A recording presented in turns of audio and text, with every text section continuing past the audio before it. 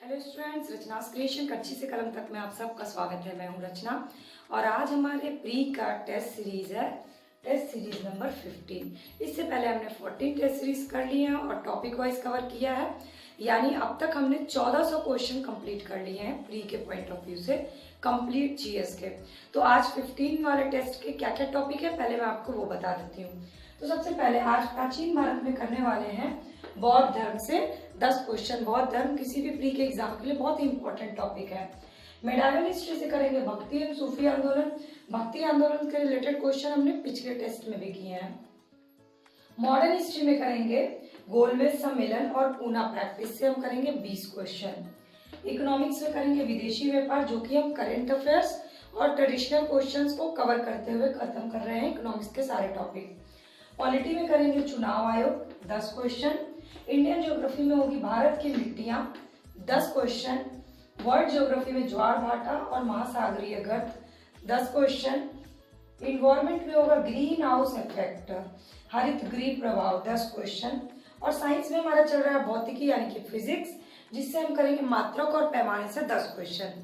अब ये जो क्वेश्चन है और ये टेस्ट है, ये किस पैटर्न पे मैं करवा रही हूँ एक बार फिर से मैं रिमाइंड करा दूं। मैं करवा रही हूँ 6 to 12 एनसीईआरटी इन सारे सब्जेक्ट की, 2 ऑथेंटिक किताब इन सारे सब्जेक्ट की, 20 सालों के बैक ईयर क्वेश्चन इन सारे टॉपिक से। जो भी टॉपिक मैं कवर करवा रही हूँ उसके 20 साल में क्या क्या क्वेश्चन किसी भी प्रारंभिक परीक्षा में पूछे गए उसको कवर करवाते हुए मैं टेस्ट सीरीज करवा रही हूँ। साथ ही आपको मैं बता रही हूँ फॉरवर्ड लिंक क्वेश्चन यानी नए क्वेश्चन आपके लिए उस टॉपिक से क्या बन सकते हैं। तो अगर आप किसी भी तरह के प्री एग्जाम की तैयारी कर रहे हैं तो इन टेस्ट सीरीज से जरूर जुड़े रहिए। और अगर पिछली सारी टेस्ट सीरीज और क्लासेस मिस हो गई हैं तो इस वीडियो के नीचे डिस्क्रिप्शन बॉक्स में सारी क्लासेस के लिंक, सारे रिवीजन के लिंक, टेस्ट सीरीज के लिंक और प्री के एग्जाम की तैयारी से जुड़े गाइडलाइन के लिंक मैंने शेयर की हुई है। और रोज अगर मेरे टेस्ट सीरीज, मेरी क्लासेस से free of cost video update चाहिए हो, फ्री ऑफ कॉस्ट क्लासेस देखनी हो, तो चैनल पे सब्सक्राइब बटन रेड कलर का दिख रहा होगा, उसको क्लिक करके बेल आइकन प्रेस कर लीजिए, सारी नोटिफिकेशन आपको फ्री हो। शुरू करते हैं आज का टेस्ट सीरीज। तो भारत की मिट्टियों से शुरू करते हैं, यानी ज्योग्राफी से हम शुरू करते हैं। ट्रॉपिकल चेरनोजेम।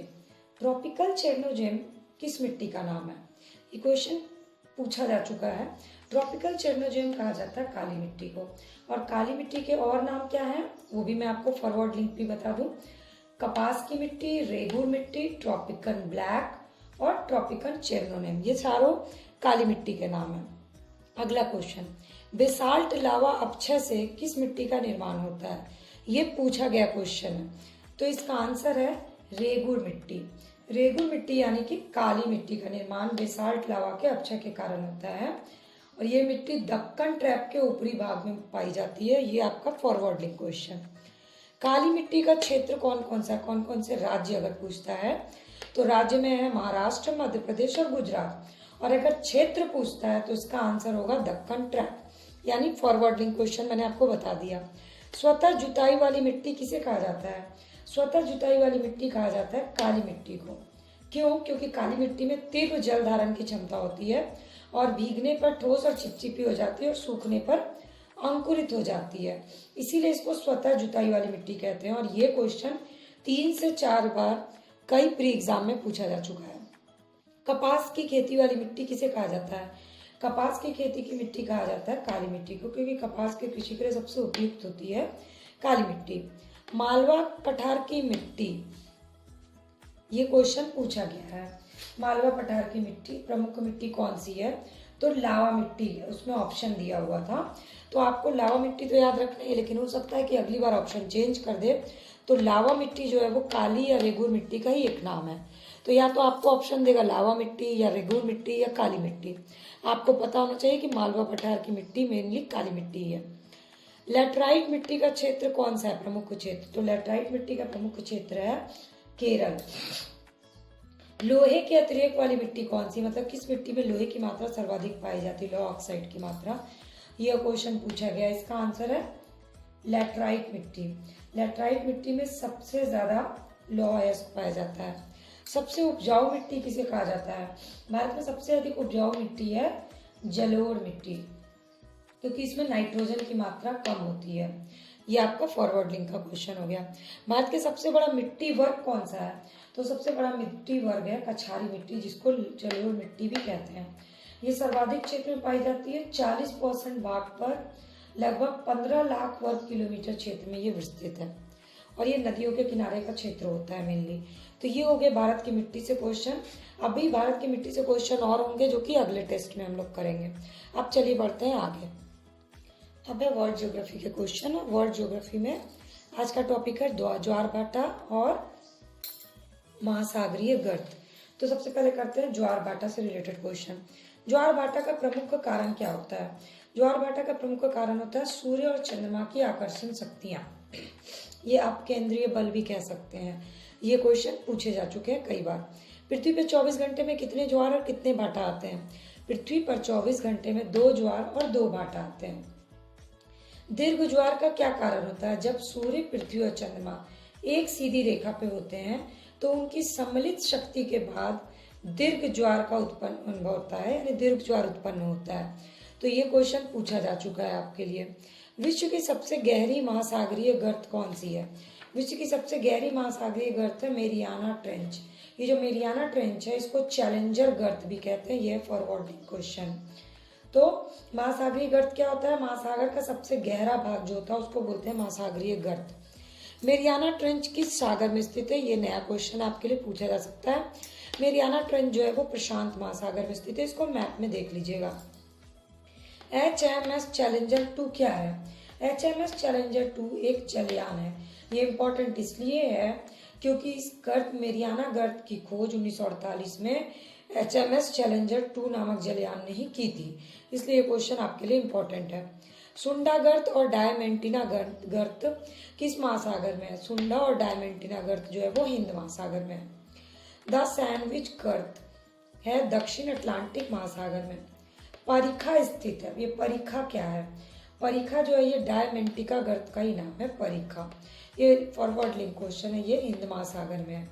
एल्यूशियन खाई है। एल्यूशियन गर्त कहाँ है? एल्यूशियन खाई है, एल्यूशियन गर्त है उत्तरी प्रशांत महासागर में। तो महासागरीय गर्त और ज्वार भाटा में जो पूछे जा चुके हैं, जो पूछे जा सकते हैं, दोनों ही तरह के क्वेश्चन मैंने आपको बता दिए और ये दोनों ही इंपॉर्टेंट टॉपिक है। तो अब है इन्वायरमेंट का क्वेश्चन। और इन्वायरमेंट में क्वेश्चन आज का टॉपिक है हरित गृह प्रभाव और जलवायु परिवर्तन। तो हरित गृह प्रभाव का अर्थ क्या होता है? हरित गृह प्रभाव का अर्थ होता है वायुमंडल के तापमान में वृद्धि होना। इसी को बोलते हैं ग्रीन हाउस इफेक्ट। ये क्वेश्चन पूछा जा चुका है। हरित गृह गैस संकल्पना किसने दी थी? ग्रीन हाउस गैस की संकल्पना दी थी जोसेफ फोरियर ने। ये भी क्वेश्चन यूपीवीसीएस में पूछा जा चुका है। तो संकल्पना कब दी थी ये भी बता देती हूँ। 1824 ईस्वी में दी थी। तो ये हो गया forward link question. Green house प्रभाव में वृद्धि होती है किसके कारण? CO2 के कारण, यानी कार्बन डाइऑक्साइड के कारण होती है।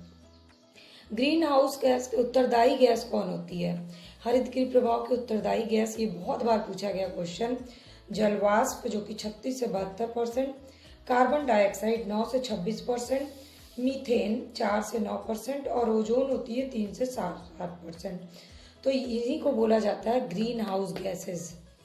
और ये बहुत बार पूछा गया है क्वेश्चन। तो मैंने आपको परसेंटेज भी बता दिया फॉरवर्ड लिंक के अकॉर्डिंग। ग्लोबल वार्मिंग का कारण क्या होता है? ग्लोबल वार्मिंग के कारण है जलवाष्प, मीथेन और CO2। जलवायु परिवर्तन का कारण क्या है? जलवायु परिवर्तन का कारण होते हैं यही ग्रीन हाउस गैसेस। कौन सी गैस को हानिकारक और लाभदायक दोनों गैस कहा जाता है? मानव जीवन के लिए हानिकारक और लाभदायक गैस है कार्बन डाइऑक्साइड। CO2 की सांद्रता कितनी है? ये क्वेश्चन पूछा गया CO2 की सांद्रता से संबंधित। यह 278 ppm। ये इसकी ppm 0.03% में कह सकते हैं इसको। ये सांद्रता का मापन होता है। लेकिन अगला क्वेश्चन आपके लिए फॉरवर्ड लिंक इंपॉर्टेंट है कि WMO यानी विश्व मौसम विज्ञान संगठन के अनुसार 21वीं सदी खत्म होते होते तक कार्बन डाइऑक्साइड की सांद्रता मात्रा कितनी होगी? 650 से 950 ppm हो जाएगी और हमारा जो पृथ्वी का तापमान है वो 6% बढ़ जाएगा। ये क्वेश्चन आपके लिए फॉरवर्ड लिंक के लिए बहुत इंपॉर्टेंट है। मीथेन उत्सर्जन के मानवीय स्रोत कौन से हैं? इसमें एक क्वेश्चन पूछा जा चुका है, इसलिए मैं आपको फॉरवर्ड लिंक बता रही हूँ। धान के खेत, कोयले की खदान और घरेलू पशु, ये वातावरण में मीथेन उत्सर्जन के मानवीय स्रोत है। क्योंकि क्वेश्चन पूछा गया है जुगाली करने वाले पशुओं से ग्रीन हाउस गैस का निस्सरण होता है कौन सी गैस का। तो ये पूछा जा चुका है, इसलिए मैं आपको सीधे सीधे बता दूं कि मीथेन उत्सर्जन के ये तीनों मानवीय स्रोत है, धान के खेत, कोयले की खदान और घरेलू पशु। और आगे आपसे पूछा जा सकता है आर्द्र भूमि, समुद्र, हाइड्रेट्स मीथेन उत्सर्जन के प्राकृतिक स्रोत है, यानी आर्द्र भूमि जो है प्राकृतिक स्रोत में प्रमुख है। तो ये हो गए ग्रीन हाउस गैस से रिलेटेड फॉरवर्ड लिंक और पूछे गए क्वेश्चंस के कलेक्शन। अभी तक आप ये वीडियो देख रहे हैं तो प्लीज़ लाइक बटन को प्रेस करिए, अपने फ्रेंड्स से इस वीडियो को शेयर करिए, टेस्ट सीरीज से जुड़े रहिए और डिस्क्रिप्शन बॉक्स में बाकी टेस्ट सीरीज की लिंक दी उसको क्लिक करके ज़रूर देखिए और चैनल के सब्सक्राइब बटन को क्लिक कर लीजिए, बेल आइकन को प्रेस कर लीजिए ताकि रोज़ की टेस्ट सीरीज से आप फ्री ऑफ कॉस्ट अपडेट रह सकें। और प्लीज़ कमेंट सेक्शन में जा करके अपने व्यूज़, अपने क्वेश्चंस, अपने डाउट्स मुझसे ज़रूर शेयर करिए। आज का टॉपिक है चुनाव आयोग। चुनाव आयोग का उल्लेख संविधान के किस भाग और किस अनुच्छेद में है? चुनाव आयोग का उल्लेख संविधान के भाग 15 और आर्टिकल 324 से 329 तक में है। मुख्य चुनाव आयुक्त की नियुक्ति कौन करता है? मुख्य चुनाव आयुक्त को आर्टिकल 324 के तहत भारत के संसद द्वारा बनाई गई विधि के अधीन राष्ट्रपति द्वारा किया जाता है। तो या तो आपको ऑप्शन देगा संसद या फिर ऑप्शन होगा राष्ट्रपति। तो राष्ट्रपति आंसर मारिएगा, और अगर राष्ट्रपति ऑप्शन नहीं है तो संसद। निर्वाचन आयुक्त की पदावधि कितनी होती है? या तो ऑप्शन होगा 6 वर्ष, तो 6 वर्ष रह सकता है, या फिर 65 वर्ष। मतलब अगर कोई निर्वाचन आयुक्त 65 वर्ष पूरा कर लेता है और अभी उसके कार्यकाल को सिर्फ 4 वर्ष हुआ है तो उसका खत्म हो जाएगा, यानी उम्र के हिसाब से 65 वर्ष तक और कार्यकाल के वर्ष के हिसाब से 6 वर्ष। मुख्य निर्वाचन आयुक्त का पद समकक्ष होता है किसके समकक्ष? तो ये होता है सर्वोच्च न्यायालय के न्यायाधीश, यानी चीफ जस्टिस ऑफ इंडिया के समकक्ष होता है। मुख्य निर्वाचन आयुक्त को पदच्युत कैसे किया जाता है? मुख्य निर्वाचन आयुक्त को पदच्युत किया जाता है संसद के दोनों सदनों के सदस्यों के 2/3 बहुमत के द्वारा। एक तो आपका ये आंसर होगा। दूसरा ऑप्शन देता है उस प्रक्रिया द्वारा जो सर्वोच्च न्यायालय के न्यायाधीशों पर लागू होती है। ये भी आंसर है, क्योंकि यही प्रक्रिया जो है वो सर्वोच्च न्यायालय के न्यायाधीश पे लागू होती है और उसी के समकक्ष है भी मुख्य निर्वाचन आयुक्त। राजनीतिक दलों को मान्यता कौन देता है? राजनीतिक दलों को मान्यता देता है निर्वाचन आयोग। निर्वाचन आयोग का कार्य कौन कौन से है? एक तो संसद एवं राज्य विधानमंडल के सभी चुनाव करवाना, दूसरा राष्ट्रपति और उपराष्ट्रपति पद के लिए चुनाव करवाना, और तीसरा निर्वाचन सूची तैयार करके कार्य का निरीक्षण, निर्देशन और नियंत्रण करना। तो मुख्य 3 कार्य हैं। मताधिकार किस तरह का अधिकार है? मताधिकार जो है वो मौलिक अधिकार नहीं है, बल्कि मताधिकार जो है वो विधिक अधिकार है। ये बहुत इंपॉर्टेंट क्वेश्चन है। 18 वर्ष की आयु में मताधिकार का पहली बार प्रयोग किस आम चुनाव में किया गया था? 1989 में किया गया था। मताधिकार की आयु 21 वर्ष से घटाकर 18 वर्ष किस संशोधन द्वारा की गई? 61वें संशोधन के द्वारा, संविधान संशोधन द्वारा 1988 में मताधिकार की आयु 21 वर्ष से बढ़ाकर 18 वर्ष कर दिया गया। अभी ये टॉपिक अगले टेस्ट में भी कंटिन्यू रहेगा। तो इकोनॉमिक्स में आज का टॉपिक है अंतर्राष्ट्रीय व्यापार, ट्रेडिशनल और करंट अफेयर्स के साथ। तो चलिए, विश्व के साथ समग्र लेन देन को क्या कहा जाता है? किसी भी देश के निवासियों का शेष विश्व के साथ जो आर्थिक लेन देन होता है उस वार्षिक विवरण को कहा जाता है भुगतान संतुलन। आर्थिक लेन देन में किन किन चीजों को शामिल किया गया? आर्थिक लेन देन में है वस्तु, सेवा, संपत्ति और पूंजी। भुगतान संतुलन खाता कितने प्रकार के होते हैं? भुगतान संतुलन खाता होते हैं चालू खाता और पूंजी खाता। चालू खाता में आता है समस्त वस्तु और सेवा का लेन देन, और पूंजी खाते में आते हैं ऋण और निवेश का विवरण। ये दोनों बहुत इंपॉर्टेंट है फॉरवर्ड लिंक के लिए। दृश्य मद में आयात निर्यात के अंतर को क्या कहा जाता है? दृश्य मद के आयात निर्यात के अंतर को कहते हैं व्यापार घाटा। ये बहुत इंपॉर्टेंट क्वेश्चन है। विदेशी निवेश कितने प्रकार के होते हैं? विदेशी निवेश 2 प्रकार के होते हैं, एफपीआई पोर्टफोलियो निवेश, फॉरेन पोर्टफोलियो निवेश, और एफडीआई यानी प्रत्यक्ष विदेशी निवेश। ग्रीनफील्ड और ब्राउनफील्ड किस चीज से संबंधित है? ग्रीनफील्ड और ब्राउनफील्ड बहुत इंपॉर्टेंट क्वेश्चन है, ये दोनों ही एफडीआई से संबंधित है। तो ग्रीनफील्ड क्या होता है? जब निवेशक बिल्कुल नई कंपनी की स्थापना करता है तो ऐसे निवेश को ग्रीनफील्ड एफडीआई कहते हैं। और ब्राउनफील्ड जब निवेशक पहले से स्थापित किसी कंपनी में सहभागिता लेता है तो उसको ब्राउनफील्ड कहते हैं। भारत में सर्वाधिक एफडीआई किस क्षेत्र से आती है? भारत में सर्वाधिक एफडीआई का आगमन होता है सेवा क्षेत्र से। देशी मुद्रा के मूल्य में जब विदेशी मुद्रा की तुलना में कमी आ जाती है तो उसको क्या कहते हैं, उस टर्म को कहते हैं अवमूल्यन। दो देश की मुद्रा की आपसी पारदर्शिता की दर को क्या कहते हैं, उसको कहते हैं विनिमय दर। जैसे कि $1 के बराबर कितना रुपया हुआ, वो हुआ उस मुद्रा का विनिमय दर। भारत का विदेशी व्यापार सबसे ज्यादा होता है यूएसए के साथ। तो ये हो गए इकोनॉमिक्स के अंतर्राष्ट्रीय व्यापार से क्वेश्चन। हिस्ट्री में टॉपिक है आज बौद्ध धर्म। बौद्ध धर्म में पहले हम लोग करेंगे गौतम बुद्ध के बारे में क्वेश्चन। मैं आपको एक चीज मेंशन कर दूं कि यूनिक क्वेश्चन की तलाश मत करिए, इंपॉर्टेंट क्वेश्चन को बार बार पढ़िए, क्योंकि 100 में 1 से 2 क्वेश्चन यूनिक आते हैं जिसमें आपको गेस करना होता है, लेकिन 100 में 90 क्वेश्चन आते हैं इंपॉर्टेंट, जो कि पूछे जाते हैं और जो कि पढ़ना आपके लिए बहुत जरूरी होता है। तो चलिए, बुद्ध का जन्म कब हुआ? गौतम बुद्ध का जन्म हुआ था 563 ईस्वी पूर्व में। महानिष्क्रमण का अर्थ क्या होता है? गौतम बुद्ध के जीवन की एक घटना है महानिष्क्रमण, जिसका अर्थ होता है उनका गृह त्याग करना। बुद्ध की माँ किस वंश की थी? तो गौतम बुद्ध की माँ कोलीय वंश की थी। बुद्ध का जन्म स्थल कौन सा है? बुद्ध का जन्म स्थल है लुम्बिनी। बुद्ध का जन्म स्थल लुम्बिनी है, इस बारे में प्रमुख स्रोत क्या है? ये मौर्य वंश का रुम्नदेयी अभिलेख, ये पूछा गया है। आगे आपसे पूछ सकता है किसका अभिलेख है, किस शासक के समय का, तो इसका किस राजा के अभिलेख से ये सूचना मिलती है कि शाक्यमुनि बुद्ध का जन्म लुम्बिनी में हुआ था। तो इसका आंसर होगा अशोक। महापरिनिर्वाण कहाँ पर हुआ? बुद्ध का महापरिनिर्वाण यानी कि मृत्यु हुई कुशीनगर में। बुद्ध ने सबसे अंतिम में शिक्षा किसको दी? यानी बुद्ध अपने धर्म में दीक्षित करने वाले अंतिम व्यक्ति कौन थे? सुबुद्ध। ये कई बार पूछा गया है क्वेश्चन। अलार कलाम कौन थे? अलार कलाम जो वो बुद्ध के गुरु थे। बुद्ध ने पहला धर्म चक्र प्रवर्तन कहाँ दिया? बुद्ध का पहला धर्म चक्र प्रवर्तन हुआ सारनाथ में। बुद्ध ने ज्ञान प्राप्ति कहाँ की? गौतम बुद्ध ने ज्ञान प्राप्ति की थी बिहार के बोधगया में। तो ये इंपॉर्टेंट क्वेश्चन है, यूनिक क्वेश्चन इंपॉर्टेंट है क्योंकि ये क्वेश्चन पूछे ही जाते हैं हर प्री के एग्जाम में। चलिए अब करते हैं मेडाइवल हिस्ट्री, और आज का टॉपिक है भक्ति सूफी। तो भक्ति आंदोलन के क्वेश्चंस टेस्ट नंबर 14 में भी हम लोग कर चुके हैं, ये आगे के क्वेश्चन है। रामचरितमानस के रचयिता कौन है? रामचरितमानस के रचयिता है गोस्वामी तुलसीदास। अब आगे का क्वेश्चन आपसे पूछ सकता है तुलसीदास की कौन कौन सी रचना है? तो ये है गीतावली, कवितावली, विनय पत्रिका। ये 3 तो बहुत ही इंपॉर्टेंट है। इसके अलावा आपके लिए इंपॉर्टेंट है दोहावली। नामदेव किस संप्रदाय से संबंधित थे? तो नामदेव जो थे वो बरकरी संप्रदाय से संबंधित थे।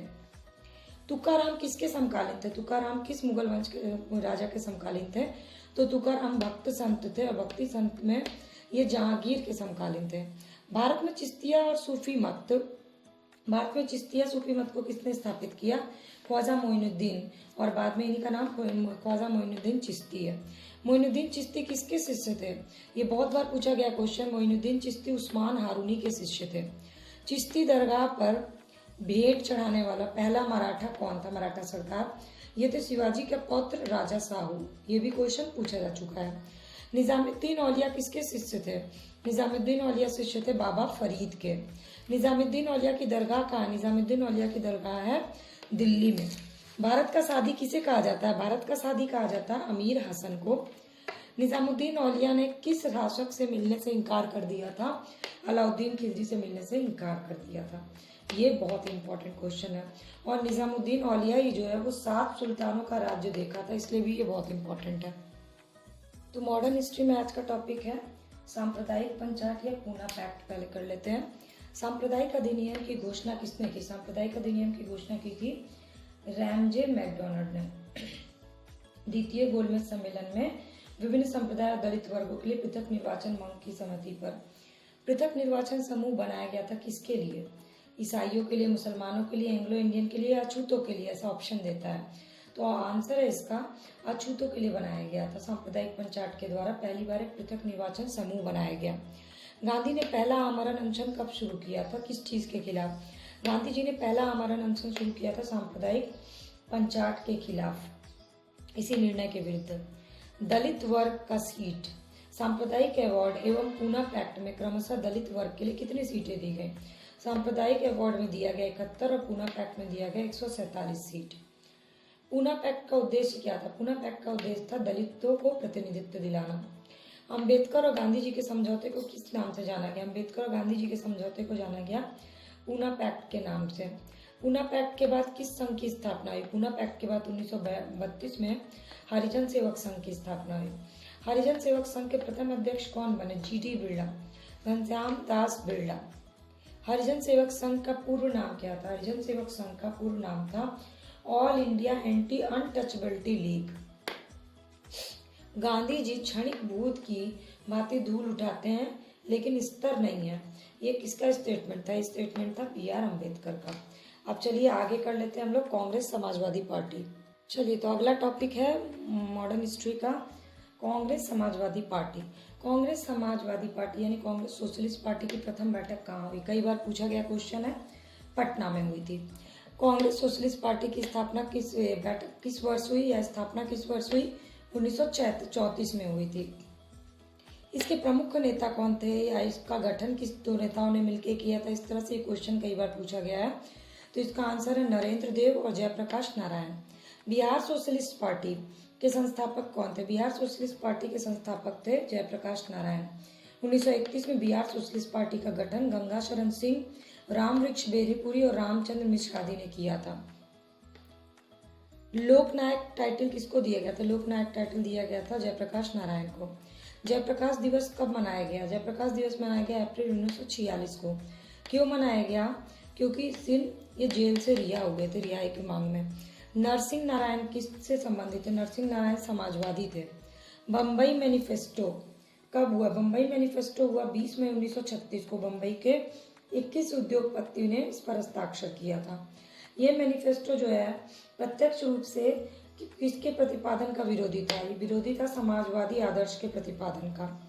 जयप्रकाश नारायण को भारत रत्न कब मिला? जयप्रकाश नारायण को 1998 में मरणोपरांत भारत रत्न मिला। चलिए तो फटाफट से आखिरी के 10 क्वेश्चन कर लेते हैं साइंस के, फिजिक्स से। और ये सारे क्वेश्चन पूछे गए इसलिए मैं आपको एक तरह से रिवीजन करा देती हूँ। सोनार क्या है? सोनार जो है वो महासागर में डूबी वस्तु की स्थिति जानने के लिए इस यंत्र का प्रयोग किया जाता है। सोनार में SONAR, सोनार में किसका उपयोग किया जाता है? सोनार में पराश्रव्य तरंगों का उपयोग किया जाता है। ध्वनि तीव्रता नापने के लिए कौन सा यंत्र होता है? ऑडियोमीटर बोलते हैं ध्वनि तीव्रता नापने के लिए, मैचिंग में आता है। एनीमोमीटर क्या नापता है? किस चीज को नापने का यंत्र? पवन वेग यानी हवा के गति को नापने का वेग है। पायरोमीटर उच्च ताप को नापता है। पायरोमीटर। मैनोमीटर गैस के दाब को मापने वाले को बोलते हैं मैनोमीटर। बैरोमीटर वायु दाब को नापने वाले को बोलते हैं बैरोमीटर। दूध का घनत्व नापा जाता है लैक्टोमीटर से। हवा में आर्द्रता को मापा जाता है हाइग्रोमीटर से, ये बहुत इंपॉर्टेंट है। और स्पिग्नोमैनोमीटर जो है वो रक्त दाब को नापने का यंत्र है। तो ये जो है मापन एवं यंत्र से संबंधित 10 क्वेश्चन, तो 100 क्वेश्चन सीरीज पूरी हो गई। वीडियो अच्छी लगी होगी तो प्लीज लाइक प्रेस कर दीजिएगा, फ्रेंड्स से इसको शेयर कर लीजिएगा, सब्सक्राइब बटन क्लिक करके बेल आइकन प्रेस कर लीजिएगा। फ्री में क्लासेस देखने के लिए, फ्री में टेस्ट से जुड़ने के लिए कमेंट सेक्शन में अपने व्यूज, अपने क्वेश्चन और ये वीडियो कैसी लगी, क्वेश्चन सीरीज कैसे लगे, जरूर शेयर करिएगा।